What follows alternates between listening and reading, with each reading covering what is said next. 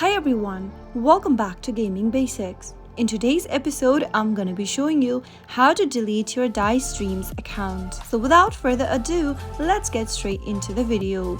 First of all, launch open your Dice Streams application on your device. Once you launch open the application and you are in the main home page, tap on the menu button located at the top left hand corner. Now, tap on the gear icon located at the top right in the pop-up. Tap on Accounts option at the bottom of the page and then tap on Delete in order to delete your account permanently. Remember that deleting the account will also delete all of the game progress, the virtual goods that you've purchased, or the currency that you've earned will also be removed once the deletion is completed. Tap on Delete in order to complete your deletion and you will end up in the support.dicestreams.com account homepage. You will end up in this web page.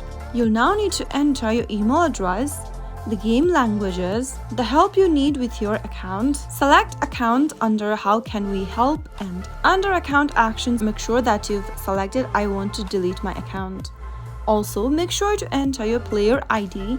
If your player ID is not available, you can enter the 15-digit Facebook ID associated with the account. Under the description text box, you can go ahead and enter any region you are trying to delete from the service. If you've got any kind of an attachments you'd like to upload, you can upload it by tapping on Add File. After filling in all of the details on this page, tap on Submit in order to submit your account deletion request. Within a few hours or a day, you will receive an email from your Dice Stream account stating that you've successfully deleted your account. So that's how easily you can delete your Dice Streams account within a few minutes. If you found the video to be helpful, go ahead and give us a thumbs up. Don't forget to subscribe to our channel by hitting the subscribe button.